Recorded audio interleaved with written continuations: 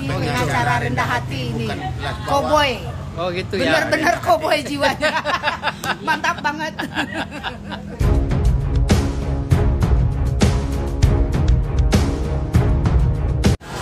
10.000 hari gini masih mana ada ya Bun ya? Masih ada 10.000 hari ini. Oh gitu ya? Iya. Alhamdulillahirobbilalamin. Bintang 5. Rasa bintang 5 ya?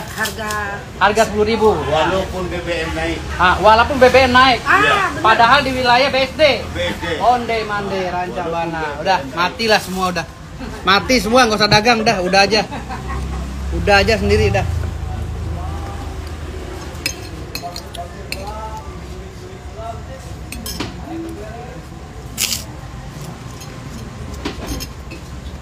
Naik, asam lambung naik.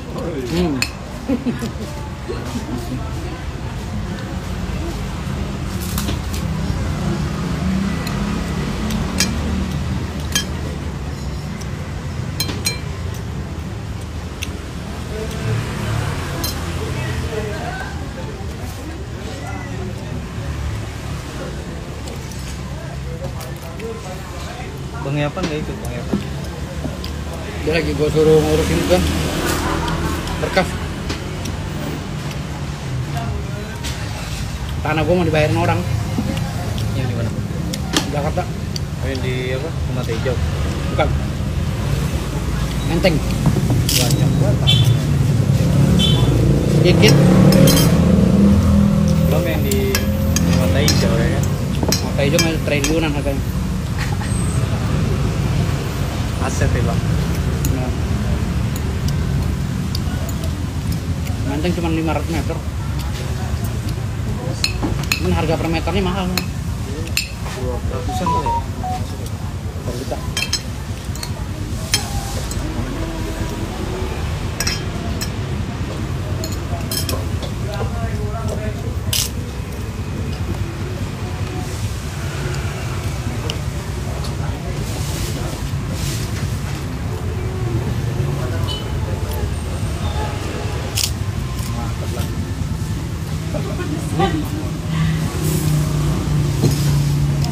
Rancak bana.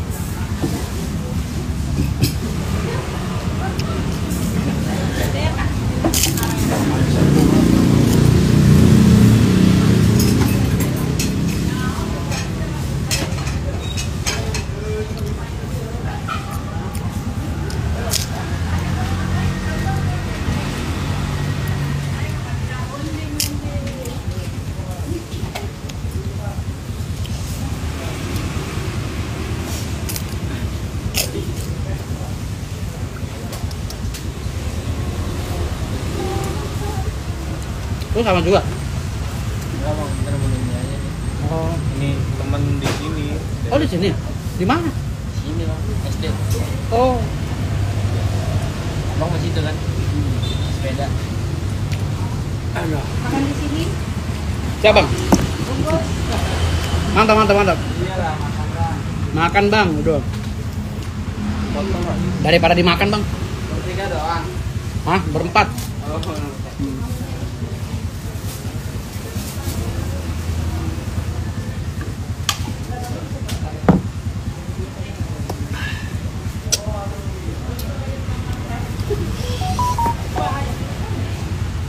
Bungkus ya.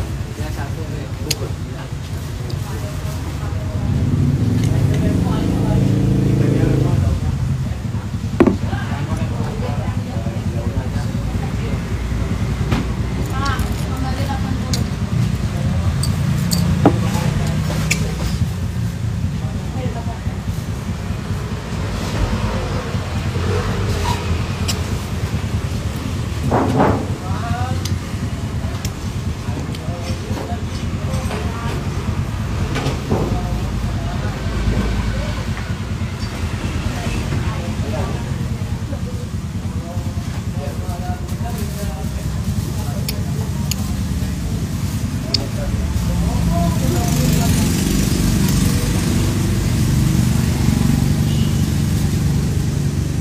Tisu Bang.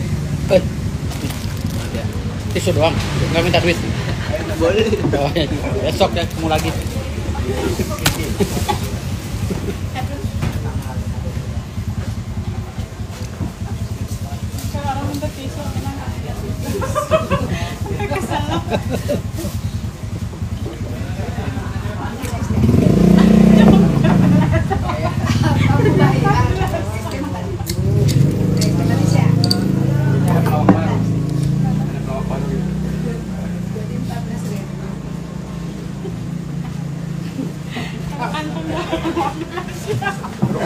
Nasi 10.000 murah ya, murah meriah. Ah, ayo masuk ya di BSD. 10.000, bensin naik nggak pengaruh. Nasi Padang, apa namanya, Bintang Kejora apa nah? Oh, Dua Putri Tanjuang. Nasi Padang Dua Putri Tanjuang, onde mande Rancabana. Pokoknya saya di endorse sama Uda nih. Aduh, udah viral ini udah mau nih. Bentar lagi dipanggil sama Trans TV nih. Masa ados nasi Padang 10.000 nih onde mande. Hah? Ini buktinya 20 Ah, 10.000 Dua Putri Tanjung. Iya. Bensin naik nggak percuma. Orang BSD pokoknya makin kaya. Nggak perlu makan mahal.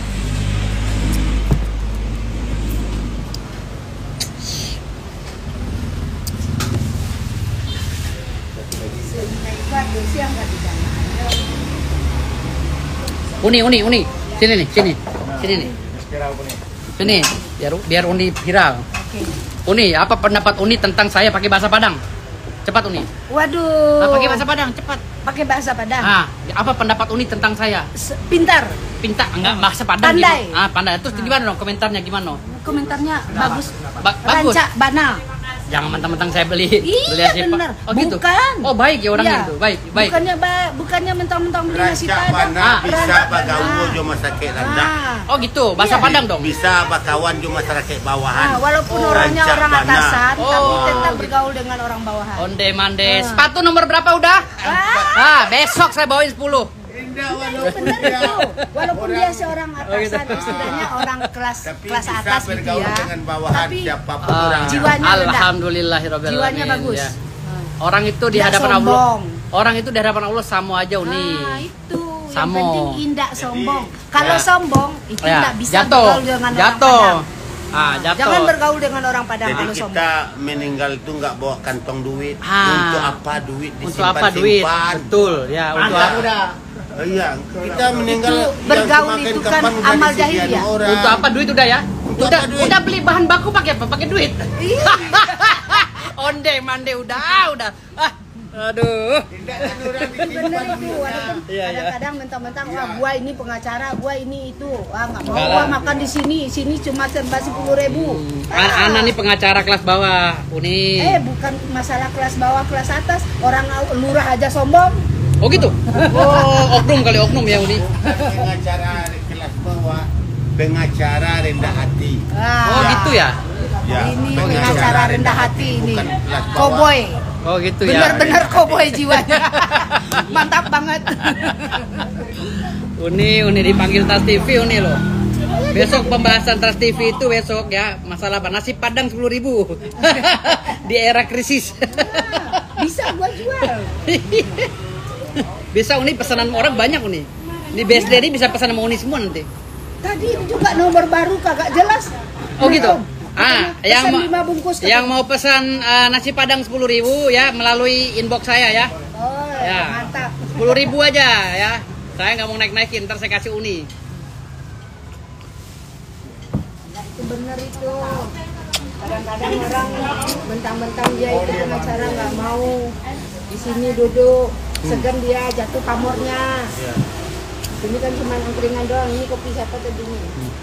Ini mau minum jus? Ada? Penawaran orang Padang gue yang bawa Nggak mau nasi jus. Lo mau jus ya? Jus alpukat boleh? Ya, alpukat 2. Alpukat 2 nih. Alpukat 2. Bisa beneran udah. Kalau orang Padang tuh cara mangga itu yang parah dulu. Kenapa? Oh, gitu. Kamu. Ayo mulai lu Gus, Bapak mau persiapan wawancara nih kemarin. Live lagi. Aku lagi ngerok. Hah? Oh nggak bisa ya? Dua ya? Dua banyak rokok tuh. Apa 4? Enggak, saya udah makan kenyang. 10.000 aja kenyang. Dua Ya ya. udah bang, rokok dulu aja. Udah. 2, jus jeruk 1. Di jeruk bikin ke satu pedaun. Siap, udah, siap. Gak usah. Hah? Udah, tenang aja. Kayak cukup air putih aja udah.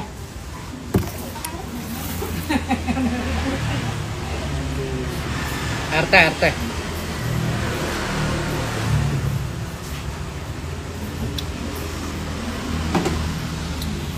Labnya di mana? Hah? Labnya di mana? Di rumah? Siapa? Di sini aja. Enggak abang. Oh, Jum, di kantor. Yang di ini, yang di Iya, ditaruh.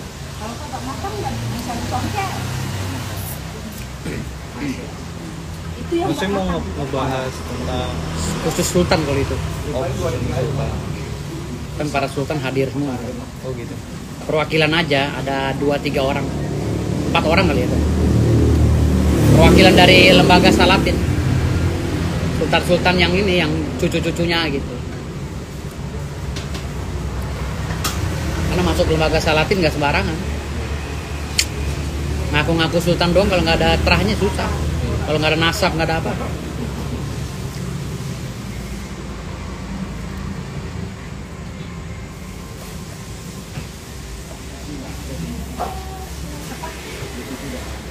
Semalam niatnya KJ mau langsung wawancara abang tuh, yang pas habis dari Kan udah gue counter di Instagram. Gue langsung bikin video kan. oh iya yang 59 menit apa tuh ya? Iya. Gue bilang langsung gue counter itu. sekarang nggak ada lagi. Tinggal janda di sini. Janda yang tinggal di sini.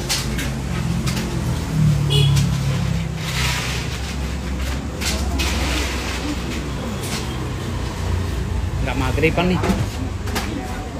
Yuk, wawancara langsung. Langsung aja. Yuk mau maghrib. Don, lu sini Don. Samping gua biar tenar. Sini. Sini, lu di pojok sini. Rancak kudu.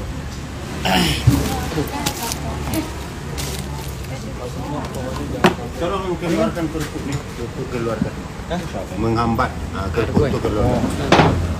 Gitu. Udah.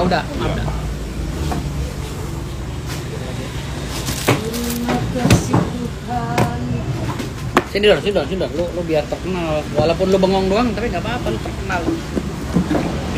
Basah. Mana dong? Tempel Backlight. Nah, sini aja. Sini aja nih. Udah, oke. Masuk gak muka lu? Lu tutup, buka dong itunya. Buka maskernya. Backlight lagi. Backlight. Ini benar sini benar. Backlight. Udah. Ya, jatuh. Ini nih. Ganjil. Lu sini dong, biar lu masuk nih. Lu malu lu jadi artis. Jadi artis lumayan lu. Walaupun sehari. Selalu di intens tuh abang lagi kencang. Iya. Iya. Kenapa ya? Inten lu? Iya. Makanya saya langsung live soalnya ini bang. Lu sini dah. Muka lu nggak masuk. Lu sini. Udah biar dia masuk. Kan gua bagi-bagi rezeki ya kan. Yo, betul. Kalau bayar berapa lu terkenalnya? Ini tangan kanan gua nih. Pancasila. Abadi. Abadi pokoknya bang. Gua kan orang pemuda Pancasila. Bang lihat sini ya bang. Gaya gini kek. Ini nih kalau bang. Ini buat thumbnail. Oh, dipoto. Buat Iya, thumbnail. Yuk. Bang. Siap nggak? Siap oke. Kobokan biasa cowok. Dua-duanya gini. Taruh dulu, bentar. Lihat ke sini ya bang. Oke. 3, 2, 1. Oke. Apa gua di sini aja ya? Bagus sih kayaknya punya lu nih. Nah, bisa kayak gitu. Ya, tuh. Ada tuh. Jelas. Jelas ya, dong. Nah, cakep. Mantap ya. Kapan? Jadi asisten gua harus masuk juga. Jangan sampai nggak terkenal. Lu sini lagi geser sini. Oke. Wah, ini orang Betawi nih. Betawi harus terkenal, lu mewakili Betawi lu. Oke, siap. Gua mewakili Bima, lu mewakili Betawi. Siap. Roll ya bang. Ya oke.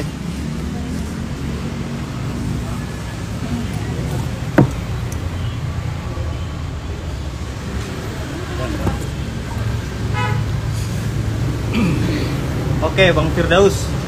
Bang, kemarin itu ada yang melaporkan abang, katanya abang diduga pencemaran kebohongan gitu bang. Menyebarkan kebohongan, hoax. Iya, hoax gitu. Karena ada statement abang yang menyebut katanya kalau nggak percaya sama dukun, berarti syahadatnya nggak. Siapa lagi yang nyanyi tuh? Syahadatnya nggak sah gitu bang. Gimana bang tanggapannya dan reaksinya bang? Uni siapa itu yang ngamen apa? Ngamen. Suruh kecilin Umi nih. Bang, panggil. Enggak kecilin, panggil berisik ntar. Aduh deh. Oh iya. Nanti dulu deh bang. Hah, enggak apa-apa. Enggak, ini ke ini. Kasih aja dah, kasih duitnya. Kasih 2.000 dah. Kasih 2.000. Udah. Kasih biar apa? Aduh. Ulang lagi. Ulang.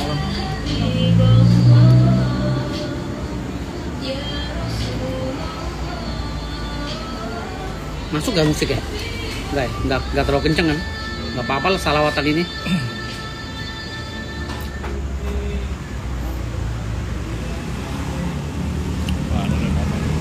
Hah? Enggak ada yang komen. Iya, Mas. Lambaian tangan itu. Oh iya.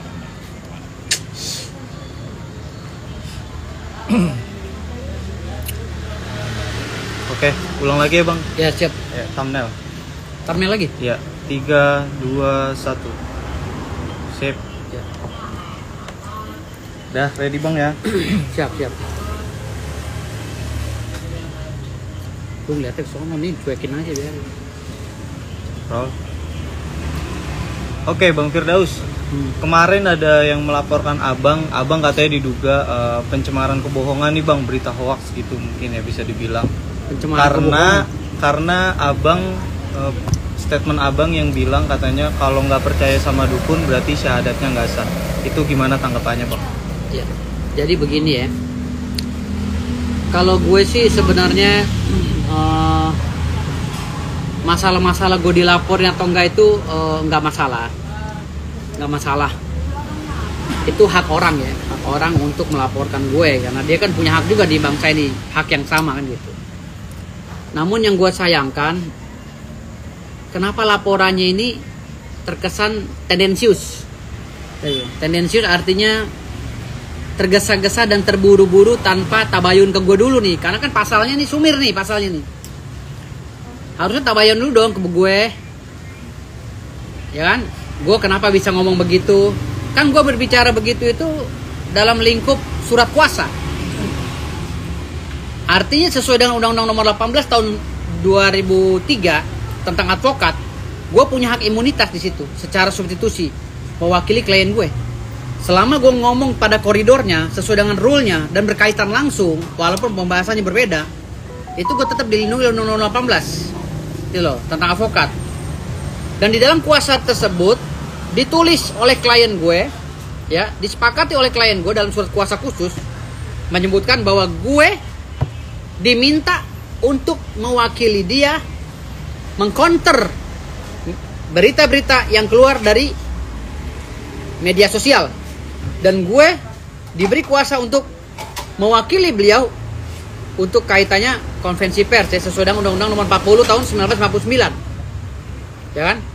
Nah, kontran yang gue bikin itu masih dalam koridor atau ranah kuasa, yang artinya di sini kalau gue mau dimasukkan ke dalam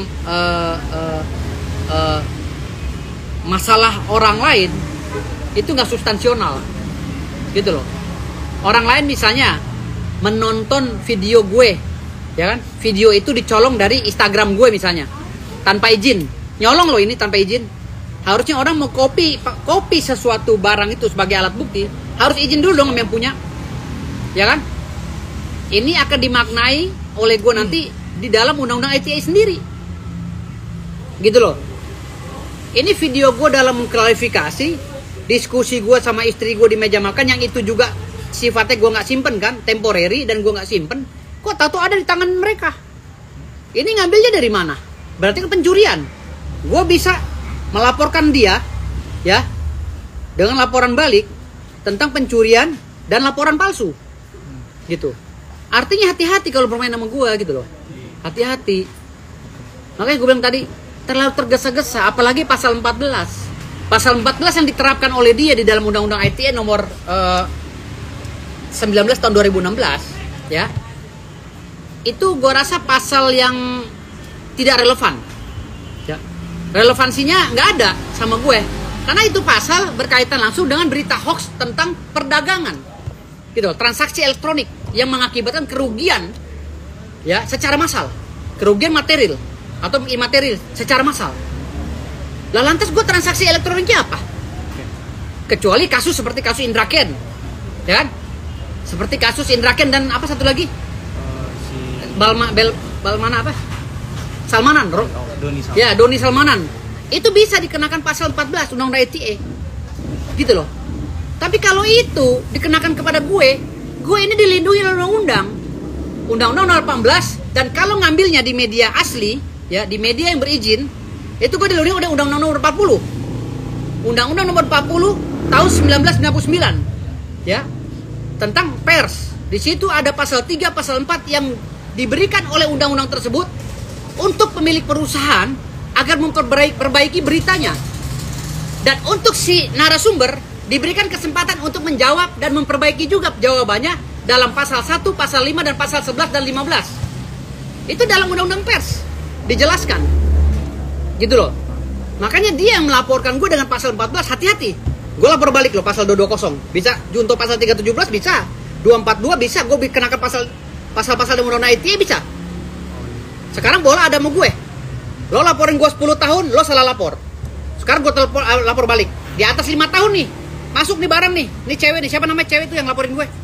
Yang pengacaranya siapa, yang gak terkenal itu siapa? Hah? Siapa? Acong Latif. Ya kan kurang terkenal tuh dia tuh, ya, si Acong Latif. Ini harusnya si Acong Latif, ya. Dia tuh pelajari dulu kasusnya. Gitu loh. Dalam penerapan pasal jangan tergesa-gesa.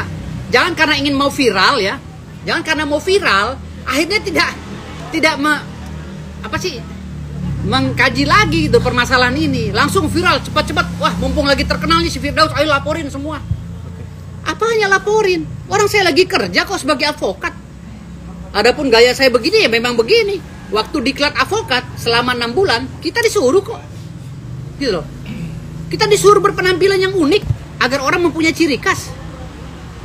Kalau gue punya ciri khas kayak gini beda dengan Acong Latif. Acong Latif misalnya kebapaan. Ya lo jadi bapak aja, ngapain ngurusin gue? Gue kan musisi. Lo bergaya kayak bapak-bapak aja Acong Latif. Ya kan? Jadi pengacara begitu. Jangan lu maksa gue untuk jadi diri lu.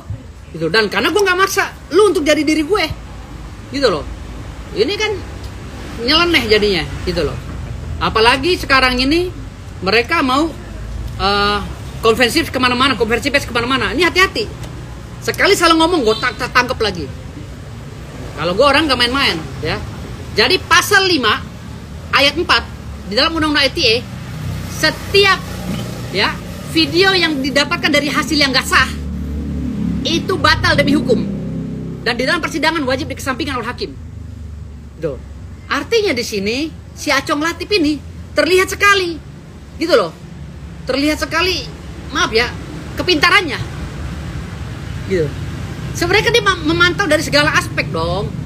Ya kan, melihat dari segala aspek gitu. Jangan karena emosi dia menggiring kliennya dibawa ke Polda Metro Jaya ngelaporin gue dengan pasal 14 katanya ancaman hukum 10 tahun.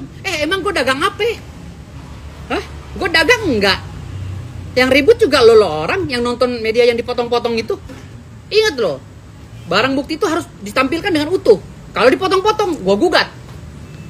Gue gak main-main. Berarti artinya pasal 14 sendiri harus ada orang yang dirugikan gitu? Harus ada orang yang dirugikan sehingga membuat heboh seperti si Indra Ken. Itu pun perdagangan transaksi elektronik. Gitu loh, kayak perjudian online atau apalah gitu, kayak gitu-gitu. Jadi pasal 14 gak bisa dikenakan ke gue. Nanti katanya bikin gusar apa, bikin gaduh masyarakat. Yang gaduh siapa? Gue di rumah santai-santai aja. Yang gaduh lu orang, kenapa lu nonton TikTok? kalau lo nggak mau gaduh, itu konsekuensi daripada lo jadi main medsos. Kalau lo nggak mau gaduh ya pecahin handphone lo. Ngapain lo? Simpel kan? Lo nggak mau gaduh ngeliat muka gue, pecahin aja handphone lo, ngapain? Ngapain gue dilaporin? Gitu loh. Udah syukur-syukur lo gue hibur ya kan? Percuma lo kalau ini, aduh kasihan kliennya itu kalau lapor balik. Gue bakal lapor balik ini. Berarti abang di sini akan melaporkan balik lagi. Gue lapor balik. Iya kan gue udah bilang. Karena gue keras. Kan gue bilang, gue keras dalam membela para dukun ini. Kenapa? Nggak dukun aja sih sebenarnya. Selama gue memegang surat kuasa, idealisme gue akan tetap keluar. Gue nggak akan pernah mundur, walaupun jutaan manusia lawan gue. Gitu loh. Artinya di sini gue nggak pernah mundur. Karena apa? Gue lagi kerja. Gue lagi ngebela klien gue yang hak hukumnya lagi diperjuangkan sama gue gitu. Jadi jangan masuk dalam ranah itu. Kalau pemirsa mau nonton silakan, tapi jangan ikut ambil alih gitu loh permasalahan ini, karena lo nggak tahu masalahnya gitu. Adapun permasalahan yang gue bilang masalah syahadat itu batal ya, gue jelasin di sini. Sebenarnya pada saat itu kan gue tanya jawab dengan media rasis kalau nggak salah ya. Lalu akhirnya gue diskusi sama istri gue di meja makan gitu kan, dan pertanyaannya sama aja gitu loh. Bang, abang percaya nggak adanya dukun? Ya gue bilang gue percaya adanya dukun karena ada di Kamus Besar Bahasa Indonesia ya kan. Nah menurut Marcel gimana bang? Katanya dukun yang bisa ngelihat jin itu katanya apa sih, syahadatnya batal, Islamnya apalah nggak sah gitu. Ya gue jawab lagi dong, loh kalau gitu gue balikin si Marcel kan gitu bahasa gue di dalam media. Marcel kalau seandainya dia nggak percaya dukun, dia syahadatnya nggak sah kan. Gue gitu bisa syahadatnya batal. Kenapa? Kan dukun yang versi dia berjalan melaksanakan tugas melaksanakan kegiatan dalam supranatural berkaitan langsung dengan hal yang goib. Maka ketika kita nggak percaya dengan goib, kita telah batal syahadatnya karena tidak mempercayai rukun iman dan rukun Islam. Kan gitu. Secara spesifiknya para ulama lain bisa menjelaskan itu. Tapi ini kan lingkup gue saat gue membela klien gue dalam perseteruannya melawan Marcel kan gitu. Lantas ketika gue nih katakan gini, gue analogikan gini ya. Gue sama lu ngomong, gue lagi ngomongin masalah pecel lele ya. Tahu-tahu orang masuk nyelonong sini. Ngomong apa sih lu? Gue ajak ngomong dong. Gue gigit, gue nggak terima nih. Relevan nggak kira-kira? Nah, lu orang sebagai pemerintah nonton aja, nggak usah masuk ranah hukum. Maka ketika lo masuk ranah hukum ini yang terjadi, gitu loh dengan kliennya Acong Latif. Gue akan fight di sini, gue akan lapor balik, nggak ada cerita. Karena ini galil adab bagi gue. Galil adabnya kenapa? Mencari sensasi, tapi di tengah-tengah orang yang lagi memperjuangkan haknya gitu loh. Kan si Acong Latif ini kan pengacara juga gitu loh. Harusnya dia benar-benar memberikan advice, ya kan, pemahaman terhadap kliennya agar hati-hati dalam melaporkan. Jangan ngikutin irama kliennya. Dia harus mengkaji lagi gitu loh, pasal-pasal apa yang diterapkan gitu loh. Dia pertama bilangnya penghinaan terhadap syahadat. Kok jatuh-jatuhnya kenapa nggak pasal 156 yang dilaporin ke gue? Kenapa malah jadi pasal 14 Undang-Undang ITE tentang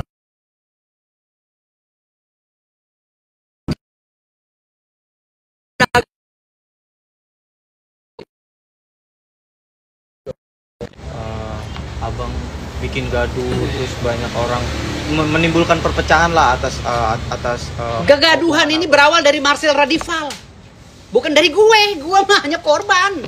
Gue ini mendampingi klien gue korban. Kegaduhan ini Marcel Radival yang menjustifikasi langsung tanpa menyebutkan oknum. Itu berawal dari situ, jangan ke gue ini subjek, dia yang objek. Jadi kalau berbicara masalah kegaduhan yang berawal dari itu dalam lingkup kuasa gue dalam melawan Marcel Radival dengan CS-nya gitu loh, dengan kawan-kawannya. Jangan gue disalahin, kita lihat juga dari pokok permasalahannya. Kalau memandang hukum itu secara objektif loh, secara objektif gitu loh. Jadi kalau seandainya kita nih nggak tahu menahu tentang permasalahannya, atau masuk karena ingin karena ingin viral, akhirnya begini, kasihan kayak apa.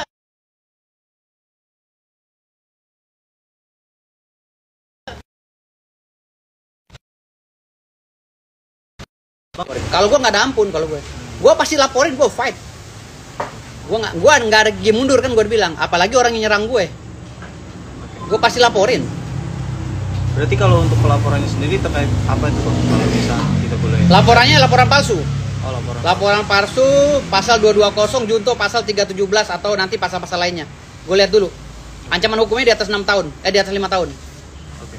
Kemarin juga katanya dia menyebut abang bisa minimal penjaranya tuh 5 tahun sampai 10 tahun ya bang ya. Terus kalau minimal penjara dampaknya tuh untuk biar abang tuh sadar dan tobat gitu bang. Kalau minimal penjara bukan dia yang nentuin, ya, hakim yang nentuin. Dan dilihat lagi dari segi apa gue merugikannya. Hakim lagi, dia kayak bukan pengacara aja, kayak pengacara baru, malu-maluin statement pengacara kayak begitu. Kan itu menjerumuskan kliennya jadinya, gitu loh. Janganlah itu menjerumuskan klien, kasihan gitu loh. Sama ini bang, mungkin kita bicara Marcel nih bang. Gus, nanti Gus, neng tuh Gus. Oh itu gue Gus, aku wawancara. Ya oke, ya siap. Makan dulu Gus, makan dulu ya. Ya, sun Gus, ya. Gus Irfan datang. Gimana? Bang, kita bicara masuk lagi ke Marcel Radival nih bang. Mungkin perkembangan kasusnya itu sudah sejauh mana sih bang? Perkembangan kasusnya itu kemarin gue udah dipanggil saksi-saksi. Semua saksi udah dipanggil minggu ini. Tapi polisi akan bertindak, tinggal satu saksi lagi. Satu saksi ini dipanggil, kemungkinan kita bisa bisa jadikan tersangka dia. Tinggal satu lagi kuncinya, saksi itu panggil, dilengkapin udah. Insya Allah jadi tersangka, insya Allah ya. Insya Allah Marcel jadi tersangka. Total udah berapa laporan sih bang untuk Marcel sendiri nih bang? Laporan yang dari gue aja di sini, yang dari gue ini ada sekitar 5 sama dokter Richard Lee, TIJ dan lain-lain ya. 5 laporan. 6 apa 5 gitu gue sendiri. Terus gue ngelaporin lagi di sana di Jawa Timur. Laporannya kalau nggak salah 2 gitu, kalau nggak salah atau 2 apa 3 gitu. Terus di Mabes Polri ya, Debus. Di Polda Banten. Di Polda Banten berapa laporan itu? Nah, kemarin gue laporin lagi di Polres Tangsel rencananya. Terkait apa tuh bang? Terkait apa bang? Ya terkait sertifikat palsu punyanya si Marcel. Gue mau laporin, cuman gue lagi kaji sama tim gue di kantor hukum gue. Gue lagi suruh rekan gue untuk mempelajari itu, apakah masuk deliknya, karena gue mau lihat ini masuknya dalam delik aduan absolut apa delik aduan relatif gitu. Jadi gue kaji dulu kalau relatif sejauh mana ini kewenangan gue untuk melaporkan itu gitu kan. Gitu. Berarti Sama artinya di sini abang ingin melaporkan Marcel Radival lagi terkait ijazah palsu itu bang? Bukan terkait sertifikat palsu. Sertifikat palsu. Enggak melaporkan sih. Untuk saat sekarang enggak melaporkan karena lagi dikaji sama tim gue di kantor. Oke. Kalau kata tim gue yang di kantor ini, bang, ini masuk deliknya. Kita pakai delik aduan relatif. Ya udah. Gitu. Gue kaji. Tapi kenapa harus di Polres Tangsel bang? Karena kan abang sejauh ini kan biasanya melaporkannya itu di Polres. Karena gue ngebacanya itu nonton videonya di Tangsel, di BSD ini, di rumah gue, gitu. Karena di BSD lokus deliktinya, tempos deliktinya, jadi gue di Tangsel gitu, di Polres Tangsel. Oke. Mungkin tanggapan terakhir nih bang terkait pelaporan yang dilakukan sama orang itu untuk dari abang. Syacong Latif. Iya. Gimana tanggapannya bang? Tanggapan gue yang ini ya sangat gue sayangkan sekali gitu. Akhirnya dia ngorbanin kliennya gitu loh. Apalagi kliennya kan wanita-wanita semua gitu. Kan dia tahu urusan sama gue ribet gitu. Kan gue pengacara di Bodabo. Di penjara siap. Ya, bunuh-bunuhan juga siap, gue nggak apa-apa. Kan gitu. Selama gue masih punya kuasa, gue nggak takut gitu. Kan gue udah bilang, gue pengacara di Bodabo, gue nggak takut. Selama gue bisa menegakkan amal ma'ruf nahi mungkar, ya ingat, fiat justice ruat kulum, tegakkan keadilan walau langit runtuh. Jadi gue nggak pernah takut, gitu loh. Selama karena ini klien gue ini orang Indonesia juga gitu loh, yang harus dibela hak-haknya para dukun ini, jangan dijustifikasi. Jadi yang dimaksud dengan sekali lagi yang gue bilang, yang dimaksud dengan pelarangan terhadap percaya pada dukun itu sebenarnya bukan dukun, kahin. Kahin itu adalah supranatural yang jahat, yang menyihir, gitu loh. Yang menyihir Rasulullah juga, iya, gitu kan. Itu sebenarnya, tapi karena perpindahan bahasa itu ya, akhirnya bahasa baku itu dijadikan bahasa untuk menjustifikasi profesi tertentu, gitu loh. Padahal di dalam Kamus Besar Bahasa Indonesia dukun itu ada 12 kategori kan, termasuk dukun urut, dukun bayi dan dukun lain-lainnya. Tapi kalau itu dimaknai untuk mengeneralisir satu profesi, ini akhirnya dukun-dukun yang lainnya kena gitu loh. Adapun ya di dalam Kamus Besar Bahasa Indonesia itu dukun santet, apakah dukun santet itu sudah menyantet dia? Bagaimana cara pembuktiannya? Kalau dukun santet ini sudah menyantet Marcel Radival, katakan begitu, ya kan? Apakah bisa dibuktikan? Sementara Komisi 3 DPR RI aja lagi menggodok itu RKUHP, dan itu pun bahasanya bukan santet. siapa saja yang melakukan kegiatan supranatural dan mencelakai orang, maka diancam hukuman sekian.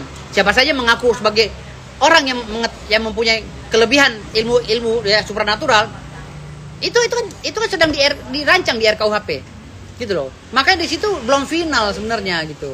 Nah, ini juga selama actus reusnya, perbuatannya si dukun ini, mens reanya nggak ada atau niat jahatnya nggak ada, walaupun dia bilang berlabelkan dukun santet juga nggak bisa dipidana. Kan acuan kita hukum sekarang, Panglima, gitu loh. Hukum tertulis dan tercatat di lembar negara, gitu loh. Bukan hukum adat yang kayak dulu kan. Hukum adat ini orang kalau nggak bener tinggal dipasung aja ya kan, tinggal digunting atau digantung, gitu. Tapi kan nggak kayak gitu hukum sekarang ini, karena ini sekarang hukum modern ya kan. Kita menyesuaikan dengan hukum yang ada sekarang sesuai dengan perubahan peradaban kan gitu. Makanya gue juga pesan ya untuk masyarakat jangan masuk dalam ranah ini, karena gue nih dalam lingkup kuasa. Gue debat membalas-balas bahasa ini karena ini klien gue ini ya. Gue pernah ngunjungin rumah dukun ya. Ini gue pernah nih ngunjungin rumah dukun. Gue sedih banget. Dia itu selama ini hidupnya itu ngeramal kayak gitu ya, nerawang. Ini gue bicara kemanusiaan aja lah gitu. Ini bicara dia kayak bisanya neramal dan membaca doa orang pakai air gitu kan. Tapi akibat permasalahan ini, memang ramal itu nggak boleh. Dia nggak boleh di agama Islam, nggak boleh gitu loh. Nggak boleh, dan kita harus sadarkan. Tetapi ketika kita menjustifikasi orang, harus dikasih penggantinya untuk penghasilan dia gitu loh. Kita mau nyadarkan nih, ya kan? Agar orang-orang tidak melakukan kegiatan di perdukunan. Tapi harus ada solusi dong, gitu loh. Biar mereka taubatan nasuha gitu loh. Apa solusinya? Ya kasih dia kerjaan lain. Kan gue kemarin lihat, gimana sepi sekarang. Buat beli beras aja saya bingung. Gue kasih duit, gope. Gitu. Padahal dia cuma nerawangin orang, rumah tangganya terus didoain pakai air. Alhamdulillah dapat duit 50.000 buat beli beras anaknya. Akhirnya anaknya nggak sekolah. Oh, berarti artinya di sini ada dampak ya, Bang? Ada dampaknya, maksudnya di sini udahlah gitu loh, maksud gue dia manusia juga gitu. Kalau memang lu mau justifikasi, kasih solusi, kasih dia kerjaan gitu loh. Apa ngojek kayak beliin motor atau apa gitu. Jangan lu ini dukun cabul nipu ini jangan main sama dukun, kan generalisir akhirnya gitu. Itu yang gue maksud tadi ya, seperti itu. Kita jangan bicara tentang dukun-dukun yang ada di Jakarta. Dukun Jakarta kayak Ki Kusumo udah kaya raya, Ki Joko Bodo udah rajanya kaya kan gitu. Yang lu lihat ini dukun dampaknya secara nasional. Bukan agama Islam aja, tapi agama Hindu Buddha kan ada yang jadi dukun juga gitu kan. Dukun urut, dukun apa. Dampaknya secara nasional dilihat gitu loh. Kalau kita bicara masalah kepercayaan, ya, jangan percaya masalah dukun. Semua ini kan berkaitan dengan kerahasiaan. Contoh, si Uda bisa jualan 10.000 per piring, padahal pakai ayam, pakai perkedel, harga 10.000. Kan nggak mungkin di era masa pandemi dan ekonomi sulit begini. Tapi kenapa udah bisa jualan? Gue sampai berpikir jangan-jangan berasnya beras plastik sudah. Jangan-jangan ayamnya ayam dari Cina ya kan, buatan gitu. Istilahnya begitu. Tapi karena dia punya rahasia, makanya dagangannya laku dengan harga murah. Nah, sama seperti dokter. Gue analogikan dokter, maaf ya dokter, ikatan dokter. Ini saya menganalogikan, bukan maksud justifikasi. Dokter, orang datang ke dokter, kalau bertanya, dok saya bisa sembuh apa enggak? Mohon maaf, kita coba ya, kita upayakan agar sembuh. Karena dokter juga nggak yakin bahwa itu sembuh apa enggak, gitu loh. Saya kasih obat ya, harganya sekian. Kalau yang kritis kayak gue, dokter obatnya dibuat dari apa sih? Hah? Rempah-rempahnya kayak apa sih? Rempah-rempahnya saya mau tahu dokter. Saya mau bikin juga di rumah, pasti dokternya marah. Oh jangan dong, ini rahasia saya. Mana tahu dia modalnya dokter itu dijual pilnya harganya 1,5 juta atau modalnya cuma 200.000.